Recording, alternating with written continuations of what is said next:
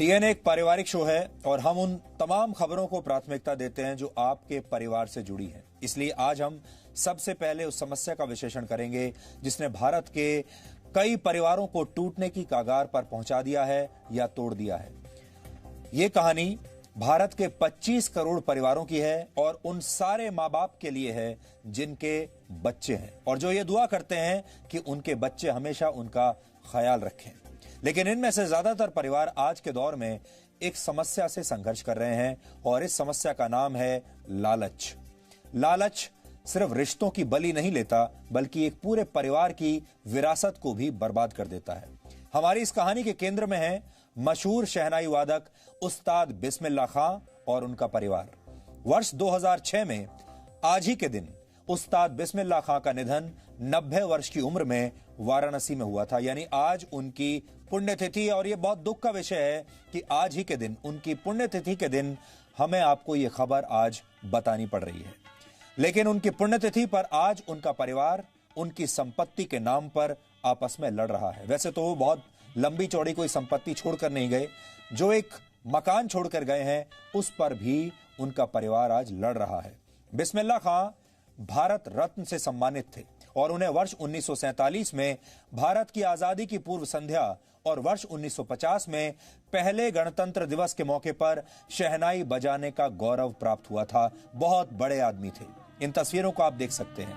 ये उस जमाने की हैं जब भारत को आजादी मिली थी और बिस्मिल्लाह साहब की शहनाई की धुनें सुनकर ही ये देश आजाद हुआ था।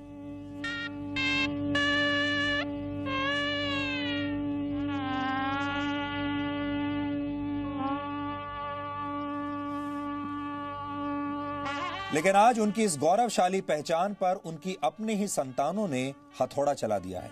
वाराणसी में जिस घर में उस्ताद बिस्मिल्लाह खां साहब अपने शहनाई वादन को तराशते थे, आज उसी घर को तोड़कर वहां एक शॉपिंग कॉम्प्लेक्स बनाने की कोशिश हो रही है और यह काम कोई पराया नहीं बल्कि उनके अपने ही यानी उनके अपने पोते कर रहे हैं। जबकि उस्ताद बिस्मिल्लाह खां के प्रशंसक ये चाहते हैं कि इस घर को एक म्यूजियम में बदल दिया जाए, क्योंकि ये घर पूरे देश को, पूरी दुनिया को बिस्मिल्लाह खां साहब की याद दिलाता है। इसे एक म्यूजियम बनना चाहिए। शिकायत के बाद जब तक वाराणसी का प्रशासन इस तोड़फोड़ के काम को रुकवाता, तब तक इस घर के उस मकान की छत को तोड़ा जा चुका था जहां बिस्मिल्लाह खां साहब हर रोज रियाज किया करते थे। कहते हैं संतान सुख ही सबसे बड़ा सुख होता है और संतान का दुख ही सबसे बड़ा दुख होता है। कम से कम भारत में तो लोग यही मानते हैं। संतान के लालच की वजह से ही एक महान कलाकार की आत्मा को चोट पहुंचाने वाली ये खबर ऐसे दिन आई है जिस दिन 14 वर्ष पहले न सिर्फ उस्ताद बिस्मिल्लाह खां का निधन हुआ था, बल्कि आज के दिन को पूरी दुनिया में वर्ल्ड सीनियर सिटीजन्स डे मनाया जाता है। यानी आज का दिन घर के बड़े बुजुर्गों को सम्मान देने के साथ साथ उनके दुख और दर्द को बांटने की प्रतिज्ञा लेने का भी दिन है। लेकिन वाराणसी में उस्ताद बिस्मिल्लाह खां के घर के साथ जो सलूक हो रहा है वो ये सोचने पर मजबूर करता है कि हमारे समाज में बहुत सारे लोग जीते जी तो छोड़िए, मरने के बाद भी अपने बुजुर्गों को उनके हिस्से का सम्मान नहीं दे पाते। मुसलमानों के सबसे पवित्र ग्रंथ कुरान की शुरुआत ही बिस्मिल्लाह के साथ होती है और इसी कुरान में कई बार इस बात का जिक्र आता है कि हर व्यक्ति को हर कीमत पर अपने बुजुर्गों का सम्मान करना ही चाहिए। पैगंबर मोहम्मद साहब के जीवन से जुड़ा एक किस्सा भी एक ऐसी ही सीख देता है जो आज आपको सुनना चाहिए। कहा जाता है कि एक बार वो एक ऐसे कमरे में थे जहां उन्हें सुनने के लिए लोगों की बहुत भीड़ जमा थी और इसी दौरान एक बुजुर्ग अंदर आने की कोशिश करने लगे, लेकिन लोगों ने उस बुजुर्ग को अंदर आने की जगह नहीं दी। इस पर पैगंबर मोहम्मद साहब ने कहा कि जो बुजुर्गों का सम्मान नहीं करता वो हम में से एक नहीं हो सकता। इसलिए आज बिस्मिल्लाह खां साहब के जाने के बाद उनकी यादों तक को भी उन्हीं के कमरे में जगह नहीं मिल पा रही है। हिंदी में भी एक कहावत बहुत मशहूर है, शायद आपने भी सुनी होगी वो कहावत, पूत कपूत तो क्यों धन संचय और पूत सपूत तो क्यों धन संचय। यानी अगर आपका पुत्र कपूत है तो फिर आपके लिए धन दौलत जमा करने का क्या फायदा, वो तो धन दौलत को वैसे भी गंवा ही देगा। और अगर पुत्र सपूत है, बच्चा अगर आपका सपूत है, तो भी आपको धन संचय करने की कोई आवश्यकता नहीं, क्योंकि काबिल पुत्र धन दौलत अपने आप कमा लेगा। लेकिन कहावतों और किस्से कहानियों से हटकर सच ये है कि भारत में आज भी करोड़ों बुजुर्ग अपनी ही संतानों के साथ संपत्ति के विवाद में उलझे हुए हैं। बिस्मिल्लाह खां की यादों और उनकी विरासत के साथ उन्हीं के परिवार के कुछ लोग जो कर रहे हैं, वो भारत के सिर्फ एक परिवार की कहानी नहीं है, बल्कि भारत के आधे से ज्यादा बुजुर्गों की कहानी है। इसलिए आज हम एक ऐसे विषय पर आपके साथ संवाद कर रहे हैं जिस पर हमारे देश का मीडिया बात नहीं करना चाहता, क्योंकि इसमें मसाला नहीं है, इसमें टीआरपी नहीं है। इसलिए आप इसे सिर्फ बिस्मिल्लाह खां साहब की खबर मानकर मत देखिए। ये भारत के 25 करोड़ परिवारों को प्रभावित करने वाली खबर है। अब आप ये समझिए कि उस्ताद बिस्मिल्लाह खां की संपत्ति के लिए कौन कौन लड़ रहा है और उनके अपने परिवार में कौन कौन शामिल है। बिस्मिल्लाह खां साहब के जिस घर के लिए ये पूरी लड़ाई चल रही है, वो वाराणसी के सराय हड्डा में भीखा शाह गली में मौजूद है।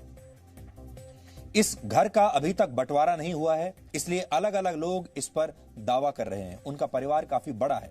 इसमें सबसे अहम किरदार का नाम है मोहम्मद सिब्तैन सिप्पू, जो बिस्मिल्लाह खां के पहले बेटे हाजी मेहताब हुसैन के बेटे हैं। मोहम्मद सिब्तैन और उनकी पत्नी का कहना है कि इस घर की हालत बहुत जर्जर हो चुकी है, और क्योंकि उनके खुद के आर्थिक हालात ठीक नहीं हैं, इसलिए वो इस घर के एक हिस्से को शॉपिंग कॉम्प्लेक्स में बदलना चाहते हैं, क्योंकि उन्हें पैसे की जरूरत है। बिस्मिल्लाह खां साहब के कुल 5 पुत्र थे, जिनमें से 3 की मृत्यु हो चुकी है और 2 पुत्र अभी जीवित हैं। बिस्मिल्लाह खां के 5 बेटों के नाम इस समय आपकी स्क्रीन पर हैं। हाजी मेहतान हुसैन और उनके बाकी के 4 भाई, नैयर हुसैन, जामिन हुसैन, कासिम हुसैन और नाजिम हुसैन। कुल मिलाकर उस्ताद बिस्मिल्लाह खां साहब के परिवार में उनके 15 पोते और 4 पोतियां हैं, और उनका फैमिली ट्री इस समय आपकी स्क्रीन पर है। जो लोग इस घर को नहीं तोड़ना चाहते, उनमें बिस्मिल्लाह खां के सबसे छोटे बेटे नासिम हुसैन और उनके पोते नासिर अब्बास शामिल हैं। परिवार के बाकी बचे सदस्यों की इस पर क्या क्या राय है, उसे लेकर अभी तक स्थिति स्पष्ट नहीं है। लेकिन उनकी विरासत और यहां तक कि उनकी शहनाइयों के प्रति उनके परिवार के कुछ सदस्यों का लालच पहले भी देश देख चुका है। आपको आज हैरानी होगी ये जानकर कि वर्ष 2016 में बिस्मिल्लाह खां के इसी पैतृक आवास से उनकी 5 शहनाइयां चोरी हो गई थी, जिनमें से 4 चांदी की थी और 1 शहनाई लकड़ी की थी। ये चोरी उनके चौथे नंबर के बेटे कासिम हुसैन के पुत्र नजरे हसन ने की थी, और तब पुलिस ने उसे गिरफ्तार भी कर लिया था। यानी एक पोते ने ही अपने दादा की इस संपत्ति को चुरा लिया था। कासिम हुसैन के पास से लकड़ी की शहनाई बरामद हुई थी, जबकि चांदी से बनी बाकी की 4 शहनाइयों को गलाकर उन्हें चांदी के छोटे छोटे टुकड़ों में बदल दिया गया था और बेच दिया गया था। बिस्मिल्लाह खां के पोते ने सिर्फ, आप सोचिए कितने में ये बेची होंगी। बिस्मिल्लाह खां साहब की शहनाइयां, चांदी की शहनाइयां, उनके अपने पोते ने सिर्फ 17,000 रुपए में एक सुनार को बेच दी थी। यानी बिस्मिल्लाह खां साहब को भारत रत्न तो मिल गया, लेकिन उनके पुत्र रत्न उन्हें उचित सम्मान नहीं दे पाए। बिस्मिल्लाह खां का जन्म 21 मार्च 1916 को बिहार के बक्सर में हुआ था, और तब उनका नाम कमरुद्दीन खान रखा गया था। लेकिन पहली बार उनके दादा, जो खुद एक शहनाई वादक थे, उन्होंने कमरुद्दीन को बिस्मिल्लाह कहकर पुकारा, और फिर जीवन भर वो बिस्मिल्लाह खां के नाम से ही जाने गए। 6 वर्ष की उम्र में वो वाराणसी चले गए, और फिर उनका पूरा जीवन गंगा किनारे बसे इसी शहर में बीता। बिस्मिल्लाह खां एक शिया मुसलमान थे, और इस्लाम में संगीत पर पाबंदी की वजह से उन्हें कई बार बहुत मुश्किलों का सामना करना पड़ा। बिस्मिल्लाह खां साहब पक्के नमाजी थे, लेकिन वो देवी सरस्वती के भी उतने ही बड़े उपासक थे। यानी मस्जिद भी जाते थे और मंदिर भी जाते थे, और अपनी शहनाई में 7 सुरों को निखारने के लिए वो देवी सरस्वती की भी नियमित पूजा किया करते थे, और इसी वजह से उन्हें गंगा जमुनी तहजीब का सच्चा प्रतीक माना जाता है। अपनी शहनाई को प्यार से खां साहब अपनी बेगम कहकर बुलाया करते थे, और उनके निधन के बाद उनके साथ उनकी शहनाई को भी उनके साथ दफना दिया गया था। कितनी भावुक कहानी है ये। बिस्मिल्लाह खां साहब का मानना था कि अगर ये दुनिया नष्ट भी हो जाए तो भी संगीत कायम रहेगा। भारतीय शास्त्रीय संगीत में उनके योगदान के लिए उन्हें वर्ष 2001 में इस देश का सबसे बड़ा नागरिक सम्मान भारत रत्न दिया गया था। उस्ताद बिस्मिल्लाह खां ठेठ बनारसी थे। उन्हें बनारस और उसकी संस्कृति से इतना प्रेम था कि उन्होंने अमेरिकी सरकार द्वारा अमेरिका में बसने का प्रस्ताव भी ठुकरा दिया था। आप तो जानते हैं हमारे देश में लोग किसी भी कीमत पर अमेरिका की नागरिकता लेना चाहते हैं, किसी तरह अमेरिका का वीजा ही मिल जाए उसके लिए कुछ भी करने को तैयार रहते हैं।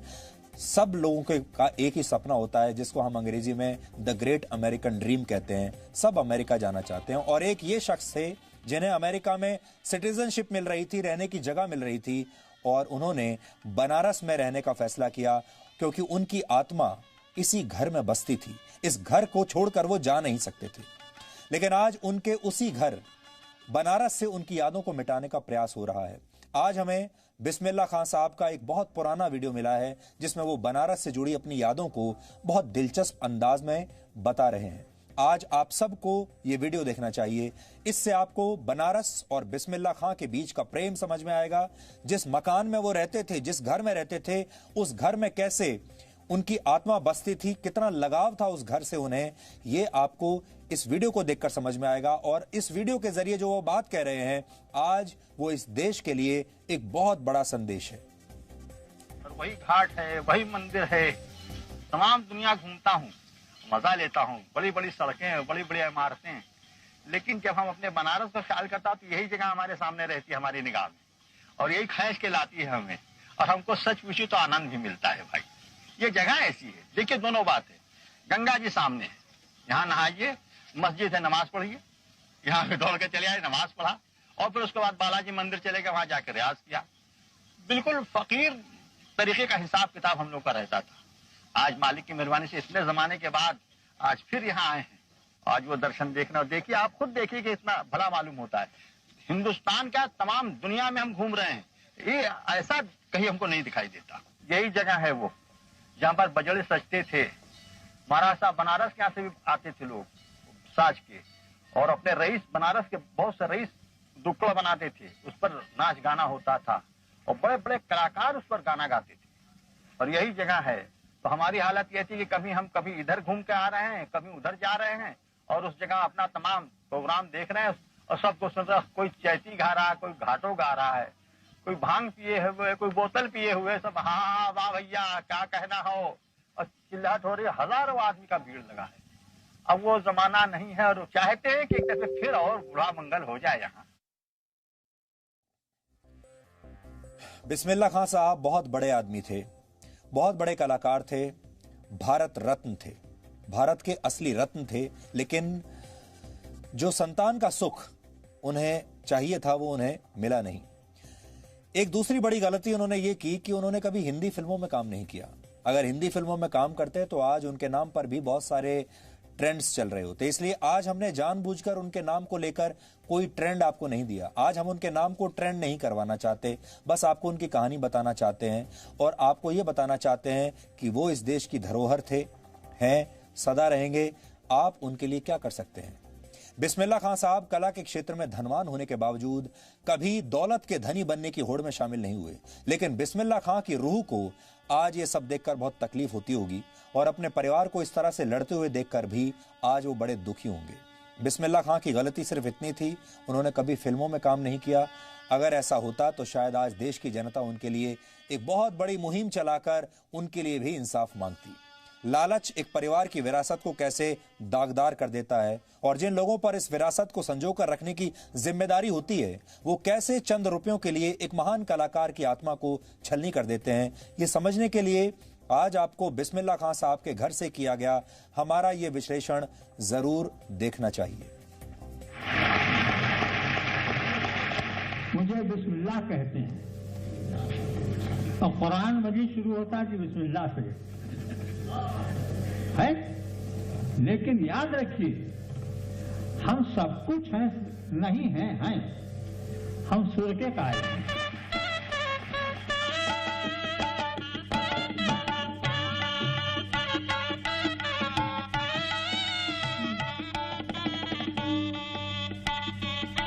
उस्ताद बिस्मिल्लाह खान साहब जब इस घर में सुबह उठकर फज्र की नमाज के बाद देवी सरस्वती के आशीर्वाद से शहनाई का रियाज करते थे तो काशी के घाटों पर छाई सिंदूरी घन उनकी शहनाई के सुरों से घनघना उठती थी। पवन के पग में नुपुर बजने लगते थे और काशी के हर शख्स का मन मयूरी हो उठता था। ये भारत रत्न उस्ताद बिस्मिल्लाह खान की शहनाई वादन की ही ताकत थी कि हर छोटा बड़ा शख्स उनका मुरीद था।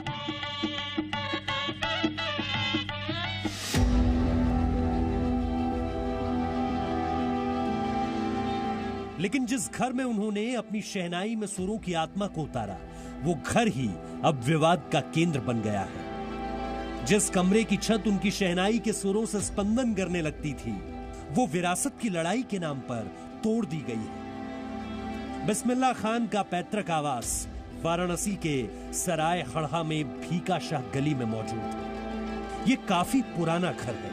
इस घर से बिस्मिल्लाह साहब को बहुत लगाव था। इस घर और अपने कमरे के लिए बिस्मिल्लाह खान ने अमेरिका जाने तक का प्रस्ताव ठुकरा दिया था। बिस्मिल्लाह खान कला के धनी थे, लेकिन वो खुद एक बेहद छोटे से कमरे में रहते थे, जहां सुबह उठकर नमाज पढ़ते थे और फिर शहनाई बजाते थे। लेकिन ये छोटा सा कमरा भी अब लालच की बड़ी वजह बन गया है। अब इस घर के कुछ हिस्से को शॉपिंग कॉम्प्लेक्स में तब्दील किया जा रहा है, जिसके लिए बिस्मिल्लाह खान के पोते मोहम्मद सिप्तैन सिप्पू ने सबसे पहले उनके कमरे की छत को ही तोड़वा दिया। मोहम्मद सिप्तैन सिप्पू बिस्मिल्लाह खान के पहले बेटे हाजी मेहताब हुसैन के बेटे हैं। सिप्पू के एक भाई मोहम्मद हसनैन पिछले 20 सालों से अमेरिका में रहते हैं। सिप्पू अब इस घर को रेनोवेट कराने के नाम पर यहाँ दुकानें खोलना चाहते हैं। यानी जिस घर से बिस्मिल्लाह खान को इतना लगाव था, अब उसी घर को उनके परिवार के कुछ सदस्य व्यापार का केंद्र बनाना चाहते हैं। मोहम्मद सिप्तैन ने अपनी मजबूरियां भी गिनाई और इस बात को भी खारिज करने की कोशिश की कि वो इस घर से बिस्मिल्लाह खान साहब की यादों को मिटाना चाहते हैं। आप क्या क्या बनाना चाह रहे थे इस पूरे घर में? तो पूरा 3-4 मंजिल का घर है, इसमें आपका प्लान क्या था? लोग तो ये कह रहे हैं कि आप सब कुछ यहाँ दुकान बनाकर पैसा कमाने की नीयत से आप ये सारी चीजें कर रहे थे। वो मैं उनसे पूछिएगा पहले जाके, जो ये कह रहे पैसा नियत के रहे, उनका क्या मनसा थी ये? अगर ये मकान किसका है किसका नहीं है, पहले उनसे तो पूछ लीजिए आप। ये आप अपनी मंशा बताइए ना। मेरी तो मनसा, मैं जहाँ बैठा हूँ, हाँ। मैं जहाँ बैठा हूँ ये पूरा फ्लोर मेरे दादा का संग्रहालय बनाऊंगा मैं। इसके ऊपर मैं रहने का रहायशी मकान, ये मकान रहायशी है, इसके ऊपर मैं रहने के लिए बनाऊंगा अपना मकान। मैं कई बार आपके घर में आ चुका हूँ, क्या आपको नहीं लगता है कि इस घर को जैसा है ऐसा ही रेनोवेट कर देना चाहिए? दुकान बनाने की क्या जरूरत है? फिर मेरा खर्च कहाँ से चले घर का? मेरे बच्चे भूखे मर रहे हैं, आप देंगे मुझे खाने के लिए? मेरी खर्च पूरा करेंगे आप? सरकार तो पूछने नहीं आती कोई मैं किस हाल में हूँ। जब मैं कोई नहीं बनाऊँ तो मैं कहाँ से खर्चा, मैं कहाँ से खाऊंगा? सड़क पे भीख मांगूंगा मैं, ये धरवा लेके मैं भीख मांगूंगा सड़क पे। हमने मोहम्मद सिप्तैन की पत्नी से भी बात करने की कोशिश की, लेकिन उन्होंने हमसे बात करने से इनकार कर दिया। स्थानीय पत्रकार और सामाजिक कार्यकर्ता तारिक आजमी ने बिस्मिल्लाह खान के घर को तोड़ने का सबसे पहले विरोध किया था। तारिक आजमी ने बताया कि अपने फायदे के लिए उस्ताद के परिवार के कुछ सदस्य उनकी पहचान मिटाने पर उतारू है। डेवलप करने पे उनको एक फायदा होगा। अभी मकान पे हाथ भी नहीं लगा, एक ईंट नहीं टूटी थी। 3 से 4 करोड़ में मकान के बेसमेंट का सौदा हो जाता है, एडवांस दिल जाता है 3-4 करोड़ रुपए में से 1 करोड़ रुपए एडवांस मिलता है, 4 दुकानें बिक जाती हैं। भूख का, पैसे की भूख जो होती है वो चारों तरफ दिख रही है, सिर्फ पैसे की भूख है। इसी कमरे के लिए तत्कालीन अमेरिकन राष्ट्रपति ने बिस्मिल्लाह खान साहब को ग्रीन कार्ड के साथ जो है वहाँ का रहने का ऑफर दिया था, वहाँ का बंगला देने की बात किया था। उस्ताद साहब ने ये कहा था उस वक्त कि मेरे हुजरे में मेरी जो खटिया है वैसी मीठी नींद आपके महल में नहीं आ सकती है। तो उस वजह से उन्होंने उसको ठुकराया था, कहा मेरा हुजरा काफ़ी है। तो एक तरीके से उनका जो कमरा वो हुजरा है वो देश की विरासत है। जब हम बिस्मिल्लाह खान के घर पहुंचे और वहां पर तमाम लोगों से मुलाकात की तो कई चीजें सामने आई। ये हैं मोहम्मद सिप्तैन सिप्पू, जो इन दिनों घर को तोड़वा रहे हैं। इनका कहना है कि अपनी रोजी रोटी के लिए हमें कुछ व्यवस्था तो करनी पड़ेगी, इसलिए हम घर के नीचे वाले फ्लोर पर दुकानें बनवा रहे हैं। लेकिन बिस्मिल्लाह खान के सबसे छोटे बेटे नाजिम हुसैन इस बात से इत्तेफाक नहीं रखते। उनका कहना है कि ये सब लालच की वजह से हो रहा है और मोहम्मद सिप्पू के पास काफी पैसे और बड़े शहरों में मकान है और इस पुश्तैनी घर को बिल्डर्स के हाथों बेचने की साजिश पैसों के लालच में रची जा रही है। जो शख्स उस कमरे में 90 साल रहा हो, रियाज भी कर रहा हो, नमाज भी पढ़ रहा हो। मेरे नमाज तो 10 मिनट की 5 मिनट की होती है, लेकिन वो मेरे वालिद नमाज लोग 1.5 घंटा रोज लोग कहते थे यार 1.5 घंटे 2 घंटे की कौन सी नमाज है। उसको इन दौलत के लालचियों ने एकदम ख़त्म करने की कोशिश कर दी और ये कि मतलब वो मर गए, कहानी ख़त्म। बिस्मिल्लाह खां के अनुयायी और शिष्य भी यही चाहते हैं कि उस्ताद साहब की रूह को इसी घर में अपना मकाम मिले और इसे लालच नहीं बल्कि कला के केंद्र के रूप में विकसित किया जाए। कुछ लोग उसमें तोड़फोड़ कर रहे हैं, हमें पता नहीं कौन लोग हैं, लेकिन उनके परिवार के कुछ लोग इसमें कहकशां नाजिम भाई बहुत रो रहे हैं कि इस कमरे को और उनकी चीजों को बचा लिया जाए। वो बाहर फेंका गया है। हमारे बनारस के डीएम और कमिश्नर जी से मेरा गुजारिश है कि वो कमरा, वो याद पूरे भारतवासी का है, वो बचा लिया जाए। बिस्मिल्लाह खां के पोते भले ही अब घर को तोड़कर दुकान बनाने की बात से इनकार कर रहे हों, लेकिन जब हम उनके घर पहुंचे तो कई दावों पर सवाल खुद ब खुद खड़े हो गए। बिस्मिल्लाह खां के कमरे के बाहर बैठी ये महिला कुछ बताना चाह रही थी, लेकिन इनके बोलने से पहले ही सिप्पू ने बीच में इन्हें रोक दिया। तो इस घर को कैसे बनाना चाह रहे हैं, कौन?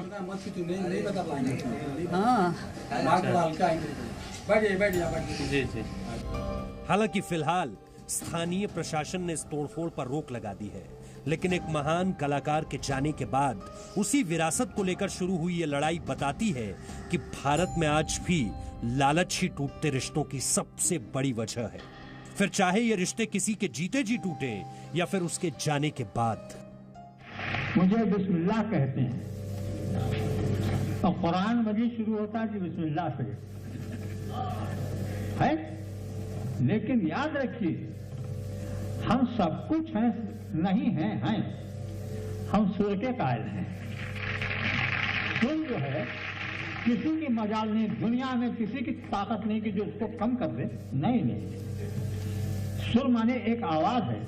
जी हुजूर, वो आवाज क्या है?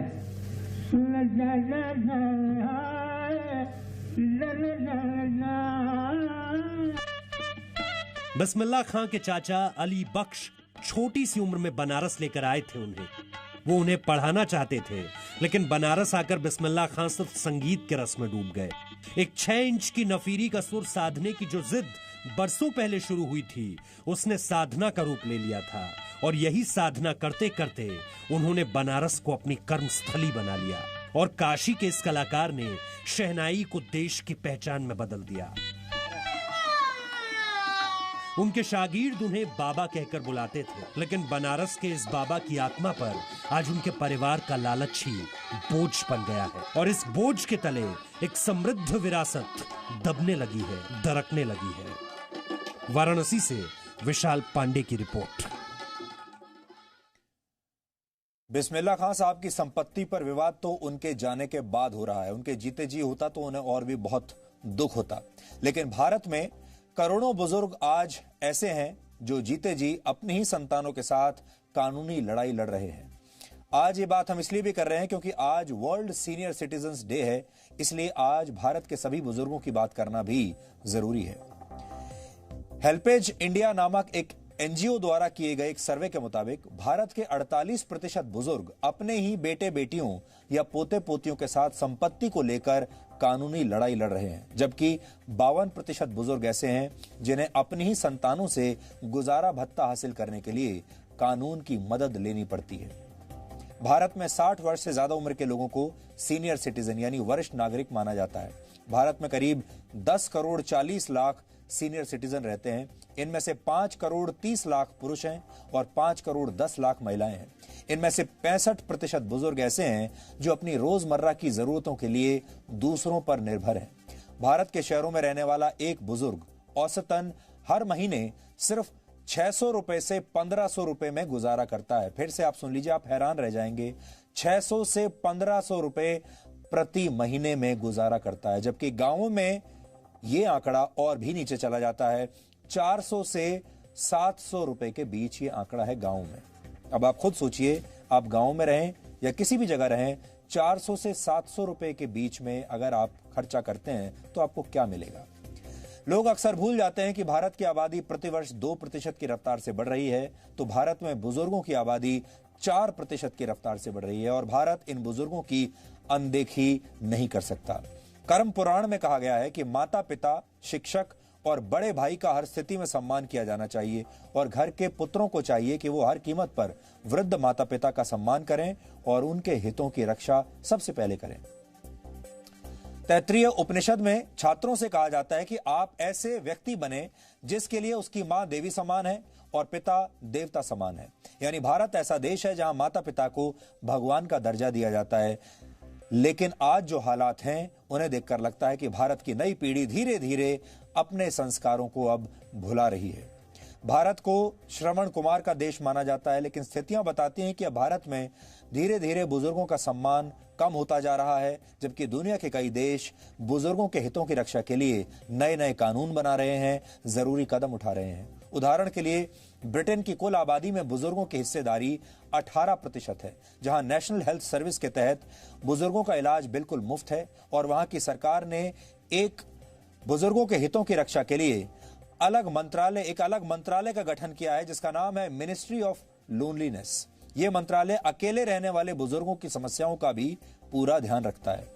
जापान की 27% आबादी इस समय 65 वर्ष से ज्यादा उम्र की है, लेकिन वहां के बुजुर्गों का स्वास्थ्य दुनिया में सबसे अच्छा माना जाता है।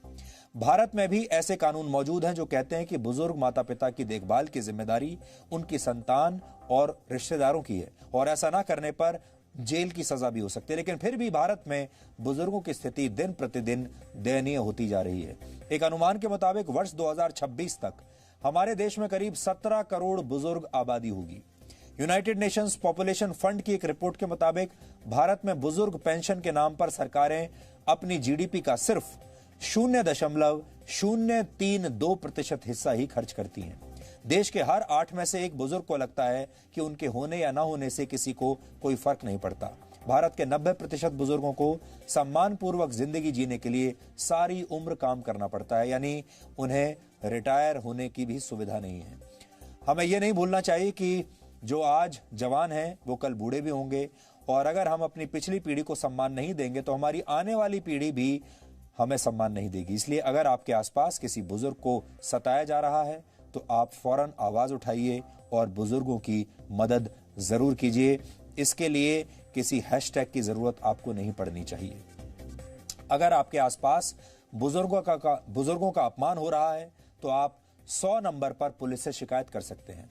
इसके अलावा हेल्पेज एनजीओ है एक, उसका टोल फ्री नंबर भी आपकी स्क्रीन पर है 1800-180-1253। इस पर भी शिकायत की जा सकती है। मोबाइल ऐप वो भी आपकी स्क्रीन पर है, आप यहां पर भी शिकायत कर सकते हैं। हमारे देश में बुजुर्गों के सम्मान के लिए सभी लोगों को अपनी सोच बदलनी होगी और सोच बदलेगी तभी बुजुर्गों का जीवन बदलेगा और फिर पूरा देश बदलेगा। Presenting V News app available on Google Play and App Store. Download it now.